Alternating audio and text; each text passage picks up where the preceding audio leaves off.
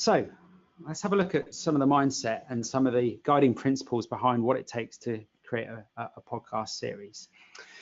Why podcast? When people come to me and they say, I want to start a podcast, the first question I always ask them is why? Why do you want to start a podcast? What do you believe a podcast is going to offer you that another form of outreach, I suppose, or marketing won't offer? And people come back to me with all sorts of reasons.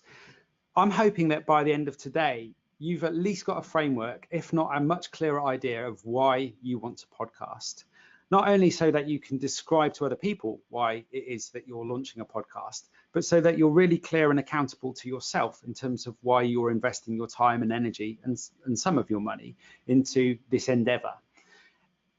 With podcasting, I've found you get as much out of it as you put in. In fact, you get way more out of it than you put in. So when you line this stuff up and you get it right, it works really, really wonderfully well for you, and it will help you grow your coaching practice. But in order to get there, you want to be really clear about what you're doing and why you're doing it. So one of the things I want, or I invite you to think about when it comes to creating a podcast series is to think about audio in the greater context of everything else you do. I wouldn't suggest that you think about audio in isolation. So it's not just something that you do that's separate from everything else you do. You want to try and integrate having a podcast and what a podcast can offer you and the people that you're trying to reach into every aspect of your life. We're going to talk about repurposing further down the line, but just to give you some idea, a podcast is a really easy way to create a tremendous amount of content. So you want to be thinking about audio in the context of every other aspect of your marketing, even if you are blogging and you are creating videos too. Because if you think about it, if you record, say, 10, 30-minute interviews and you have those transcribed, and it's really cheap to get those transcribed these days, by the way, that can quickly become an ebook with 10 chapters, or a published book, or a paid-for training series, which could generate revenue for your coaching practice, as well as a video series, for example, with animated slides and words and images. There's so much you can do just by starting with audio. And in my experience, any kind of voice recording software or voice recorder can be used with an expert. If you spend 10 minutes with an expert, you can ask them a few key questions, use the questions that you use in your coaching to elicit key information from somebody. You can record that conversation, and then you can repurpose that conversation into so many different ways. It can create you tons of valuable content that you can then market through social media, through the internet over the course of a year. So audio is a very powerful way to create lots of content. So from this point onwards, if you can keep it into the back of your mind that actually everything we're doing here has a knock-on effect to everything else you're doing. And there's some other benefits too, which we'll get to in just a sec. Just waiting for the next slide. So since April, when we had a webinar back then, a number of coaches have reached out to me and they approached me saying that they understand the benefits of having a podcast, and they can see how podcasts can be a great way to make connections. But how does it really benefit me as a coach with a coaching practice? How can I grow my coaching practice with a podcast? And so I want to share with you what I see when I work with coaches that launch podcasts and some of the benefits of creating a podcast for your coaching practice. I just want to quickly skim through those with you now. So one of the first things that's evident to me when people start a podcast is a great invitation to have a conversation. For me, in my own experience as a host of a podcast, creating my own podcast, I've been able to reach out to people, master coaches, New York Times best-selling authors,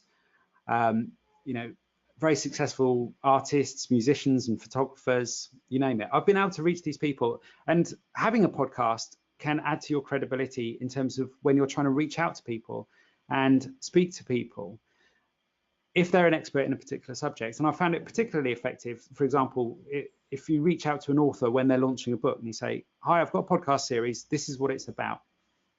Would you like to be featured? And I've had, I think when I last checked, it was like a 97% success rate in terms of reaching out to people completely from scratch, but with a clear why, and that's why it's really important to understand why you're podcasting, and inviting them to be a guest on the podcast. So it's a great way to make connections. But more importantly than that, I've met my ideal coaching clients because they have been people that have been part of my own audience.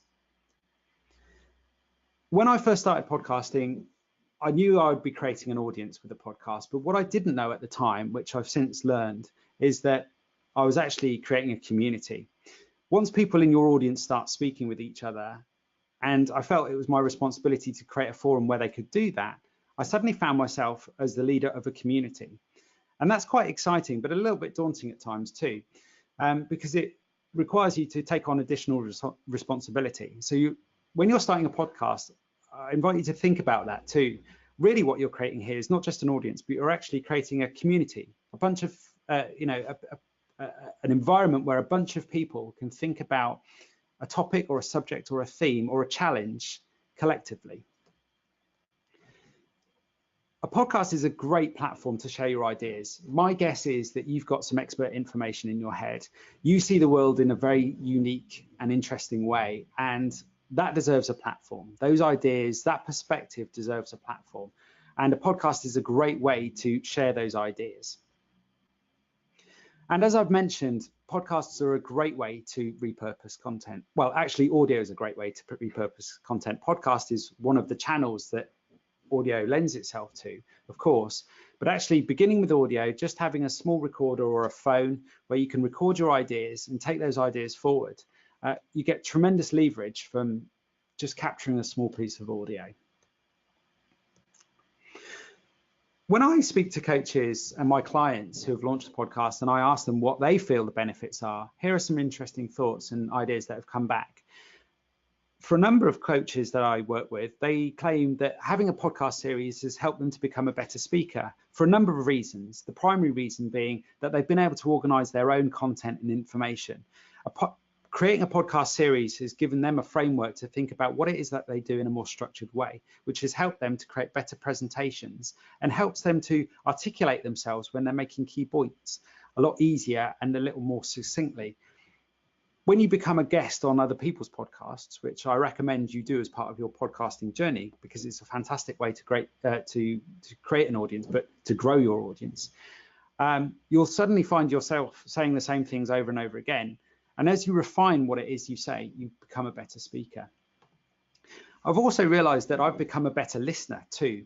One of the things that I had to do as a host of my own show early on is to remain quiet. And you'll find this, that as a coach, there are so many skills and abilities that you have already as a coach that will lend themselves very well to creating a podcast.